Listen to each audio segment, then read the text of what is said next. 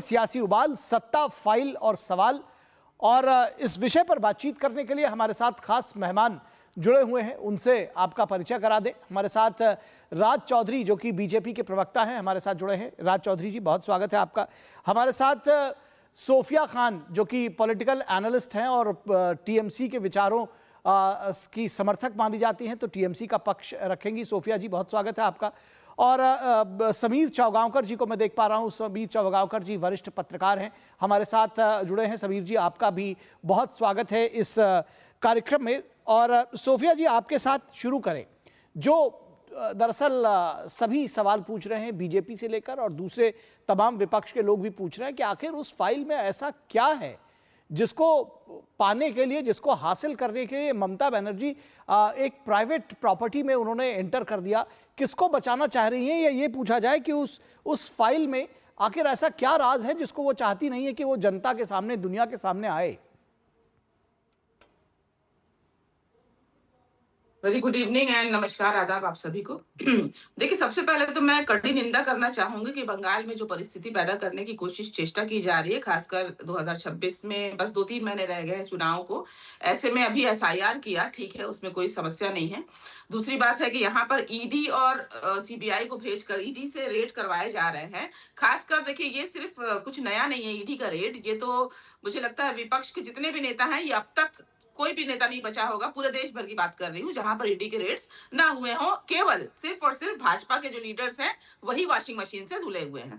खैर, ये चर्चा हम आएंगे। अभी शुभेंदु अधिकारी की बात भी खुलेगी जब ईडी रेड की बात हो रही हो। तो शारदा और जो शुभेंदु अधिकारी यहाँ पर विपक्ष के नेता हैं, शारदा नारदा के केस उन पर कभी लगा करते थे जब वो टीएमसी के नेता हुआ करते थे, लेकिन जैसे ही वो भाजपा में जाते हैं, उनके ऊपर से सारे रेड, सारे सीबीआई केसेस, सारी चीजें वो क्लोज हो गई। क्लोज मतलब पूरी तरीके से क्लोज हो गई है। तो देखिए, यहाँ पे तो बात स्पष्ट है ना कि इलेक्शन से पहले, ये देखिए, आईपैक, सबसे पहले सारे जनता को पता होगा कि आईपैक एक पॉलिटिकल कंसल्टेंट एक एजेंसी है, जहां पर ऑब्वियसली वो टीएमसी के लिए काम कर रही है, उनकी एक रणनीति बना रही है। 2021 में भी किया था, एक रणनीति बनाई थी।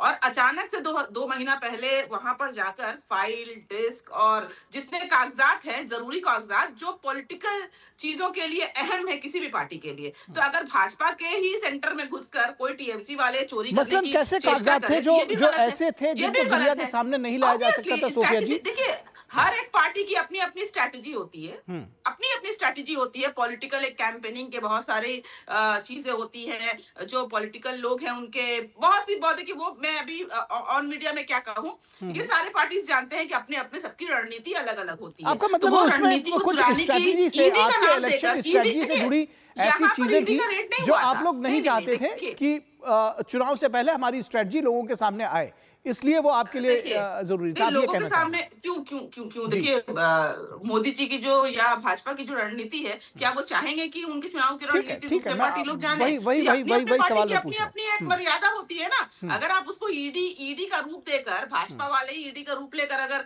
दौड़ के आ जाएं इलेक्शन से पहले, तो यहाँ पर ईडी के रेड से समस्या नहीं। ईडी कोई नया नहीं है, बंगाल में ईडी के रेड आए दिन होते रहते हैं, लेकिन कभी भी क्या ममता बनर्जी ने कोई इंटरवेन किया है या इस तरीके की छवि आपने देखी होगी? लेकिन अगर ईडी के रूप में अगर आप हमारे कागजात चुराने के लिए आए हैं, तो जाहिर सी बात है ममता बनर्जी चुप तो नहीं जवाब ले लेते हैं। और ममता बनर्जी चुप नहीं है, और वो नहीं बैठेंगी, क्योंकि बंगाल खतरे में है। ये बात महसूस हम सब बंगाली जानते हैं, और ममता बनर्जी भी अच्छे समझती है इस बात को। तो बंगाल को बचाना है, और तृणमूल किससे बचाना है बंगाल को? बंगाल कैसे खतरे में, मैडम? ये वाली लाइन भी थोड़ा एक्सप्लेन करते हुए चलिएगा जी।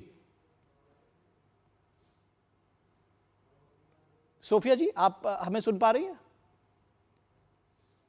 मुझसे कह रहे हैं क्या? फिर से बोलिए। जी, मैं कह रहा हूं कि आपने कहा बंगाल खतरे में है, उसको बचाना है, तो मतलब किससे बचाना है और कहां क्या खतरा आ गया ऐसा?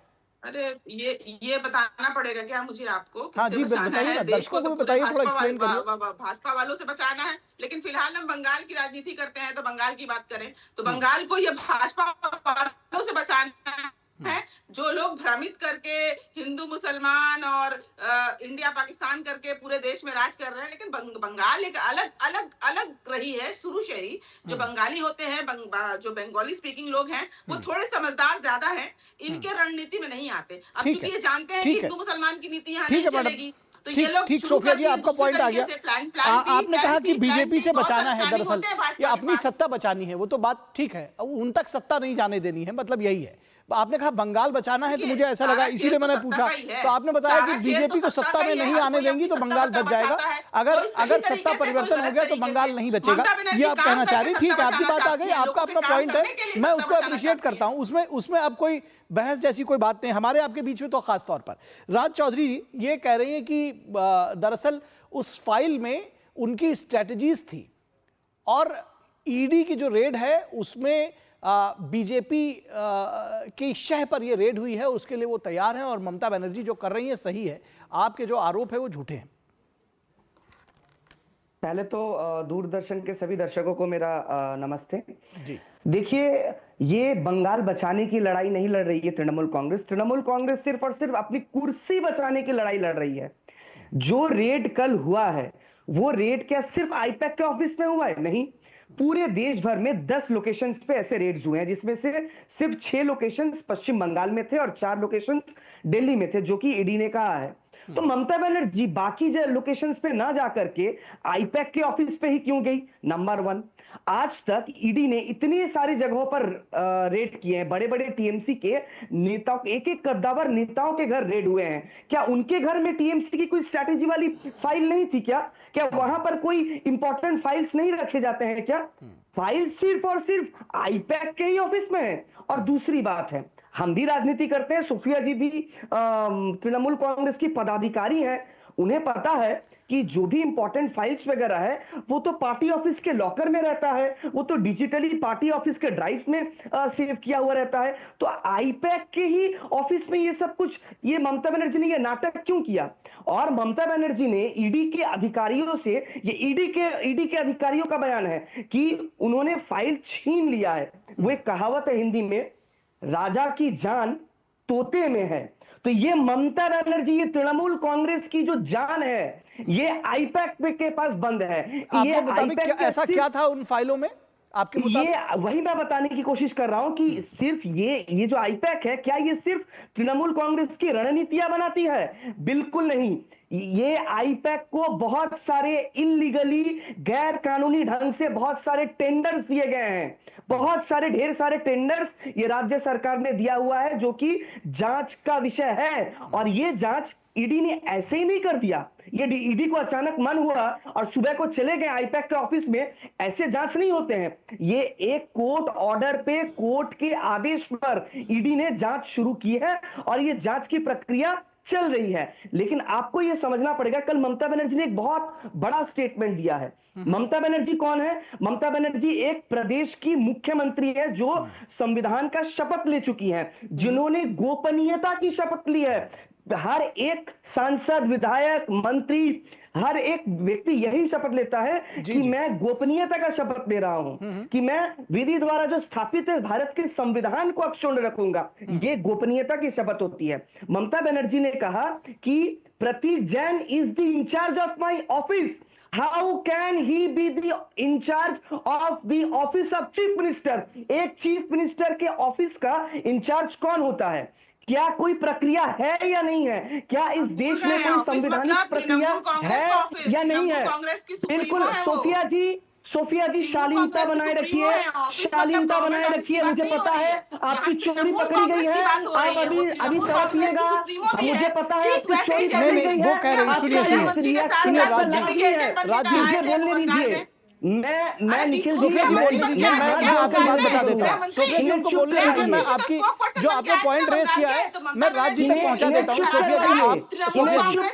सोफिया जी आप शांत हो जाइए, जो आपने पॉइंट रेज किया है वो मैं राज जी तक पहुंचा देता हूँ। हाँ सोफिया जी आप शांत हो जाइए, जो आपने पॉइंट रेज किया है मैं राज जी तक पहुंचा देता हूँ। आप बोलेंगे तो उनको लगेगा आप उनके बीच में बोल रहे हैं।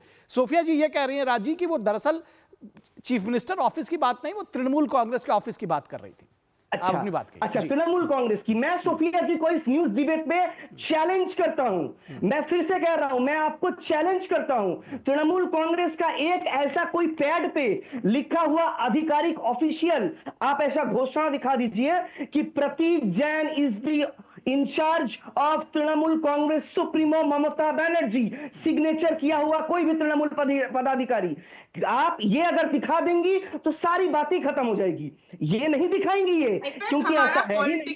चीफ मिनिस्टर, आप मुझे बोलने दीजिए, मैंने आपको बिल्कुल ठीक है, चलिए आप दोनों का पॉइंट आ गया। पॉलिटिकल कंसल्टेंट आपकी पार्टी का पदाधिकारी हो गया, नहीं हो जाएगा। ये बात तो हम सब भी समझते हैं कि आपकी पॉलिटिकल कंसल्टेंट पार्टी का पदाधिकारी नहीं हो सकता सोफिया मैम, बट ठीक है, ये आपका पॉइंट हो सकता है। मैं इस चर्चा में समीर चौगांवकर जी के पास जाना चाहूंगा। समीर चौगांवकर जी, आपने देखा ये जो सारी एक सियासी कुश्ती जिसको कहते हैं कि वो हो रही है, और सड़कों से लेकर और अदालत तक, क्योंकि अदालत में भी हंगामा हुआ, कैसे आकलन करेंगे इस सारी स्थिति का, क्या देख रहे हैं आप? देखिए, मुझे लगता है जो भी हुआ वो बहुत दुर्भाग्यपूर्ण रहा। एक एजेंसी अगर जांच करने जा रही तो एक मुख्यमंत्री को वहां नहीं जाना चाहिए था। अगर ममता बनर्जी को लगता है कि भाई प्रतीक जैन के घर पर टीएमसी के कुछ कागजात हैं, उन्हें लगता है कि वो ईडी के पास नहीं जाना चाहिए, और ईडी कोई टीएमसी की जांच करने नहीं गई थी, वो तो किसी कोल स्कीम के मामले में जांच करने गई थी। और ममता बनर्जी को लगता है कि भाई उस जांच में उनके भी जांच शामिल हो जाएगी, उनके भी पेपर्स कॉन्फिडेंशियल चले जाएंगे। तो मुझे लग रहा है कि वो अभिषेक बनर्जी को भेज देती या पार्टी के पदाधिकारी को भेज देती और ईडी से कहती कि भाई हमारे आईटी के इंचार्ज भी हैं, हमारे लिए रणनीति बनाने का भी काम करते हैं, हमारे कोई डॉक्यूमेंट्स है वो हम डॉक्यूमेंट नहीं दे सकते। ममता बनर्जी का जाना, पुलिस कमिश्नर का वहां पर जाना, डीजीपी का वहां हड़काना, मुझे लगता है ये एक संवैधानिक संकट ममता बनर्जी ने एक प्रकार से खड़े करने की कोशिश की है। ममता बनर्जी को उससे बचना चाहिए था। उसके बाद ममता बनर्जी रैली निकालती है, ईडी के अधिकारियों को तमाम तरह की धमकियां दी जाती है। मुझे लगता है ये एक स्वस्थ परंपरा नहीं है। ममता बनर्जी इस लंबे समय से इस तरह की गतिविधि में लिप्त रही है। आप देखिए, पहले 2019 में राजीव कुमार पुलिस कमिश्नर का मामला हुआ था, तब राजीव कुमार के समर्थन में कैसे ममता बनर्जी चली गई थी स्टेज के ऊपर। तो ये बताता है कि ममता बनर्जी किस तरीके से वहां प्रशासन चला रही है, और जिस तरीके से केंद्र के साथ रिश्ते उनके कटु हो गए, तो आप हर जांच एजेंसी को या हर किसी जांच करने वाले व्यक्ति को यह कह देना कि वो भारतीय जनता पार्टी की एजेंसी है, वो अमित शाह के कहने पे कर रहा है, मुझे लगता है ये ठीक नहीं है। देश में कानून का शासन अगर आपको लगता है तो आपके लिए कलकत्ता हाईकोर्ट के दरवाजे खुले, आपके लिए दिल्ली में सुप्रीम कोर्ट के दरवाजे खुले। कलकत्ता में यह होता है और दिल्ली में आपके सांसद गृह मंत्रालय के सामने 8 सांसद इकट्ठा होकर वहां पर उद्यम करते हैं। समीर जी, आपने देखा कि हमारे दोनों जो राजनीतिक मेहमान थे वो इस विषय पर एक दूसरे के साथ उलझे हुए थे कि उस फाइल में क्या है जिसको ममता बनर्जी लेकर गई। आपको क्या लगता है? जी देखिए, मुझे लगता है कि अब ये फाइल में क्या था ये तो ममता बनर्जी के अलावा कोई और नहीं जानता, लेकिन निश्चित रूप से ऐसी कोई जरूर कॉन्फिडेंशियल चीज रही होगी जो ममता बनर्जी नहीं चाहती होगी कि ये जांच एजेंसी के सामने आए। चुनाव का समय है, कई राज्य उस फाइल के अंदर होंगे। ईडी अब हाईकोर्ट सुनवाई करेगा। आज हाईकोर्ट में हल्ला हुआ, सुनवाई हो नहीं सकी है। हाईकोर्ट सुनवाई करेगा, क्या वो फाइल वापिस हाईकोर्ट ईडी को देने के लिए कहेगा या तब तक पेपर बदल दिए जाएंगे और सारे पेपर चला दिए जाएंगे। अगर वो पॉलिटिकल स्ट्रेटेजिस्ट वाले फाइल थे तो फिर राज्य सरकार के पुलिस के उठा कर ले जा रहे थे। क्यों राज्य सरकार के ऑफिशियल जो सरकारी अधिकारी है, जो पुलिस ऑफिसर हैं? समीर जी एक सेकंड, राज जी कुछ बोल रहे हैं। राज जी, आप एक बार फिर से कहिए, क्या कह रहे हैं आप?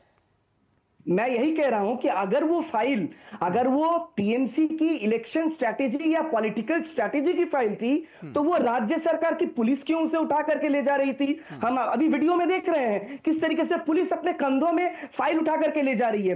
तो पुलिस को किस काम के लिए ममता बनर्जी व्यवहार करती है? अपने राजनीतिक कारणों के लिए, अपने राजनीतिक काम के लिए। और अगर वो सरकारी फाइल थी तो फिर ईडी से छुपाने की क्या जरूरत थी? अर्थात हर तरफ से। चलिए, अब इस चर्चा को यहीं विराम देंगे। समीर चौगांवकर जी ने बड़ा उसका अच्छा वर्णन किया है। अब इस चर्चा को यहीं विराम देंगे। राज चौधरी जी आपका, सोफिया खान आपका, और समीर सर आपका बहुत शुक्रिया हमारे साथ इस पूरी चर्चा में जुड़ने के लिए। लेकिन ये जरूर कहूंगा कि ये सवाल पूछा जाएगा अगर मुख्यमंत्री स्वयं ऐसी जगह पर पहुंच जाएंगी फाइल लेकर, जिसको कहते हैं कि धमकाते हुए, धकियाते हुए अगर आप फाइल लेकर के आएंगे तो सवाल जरूर पूछे जाएंगे। उसमें क्या था ये ममता बनर्जी ही जानती हैं या फिर शायद एजेंसी को पता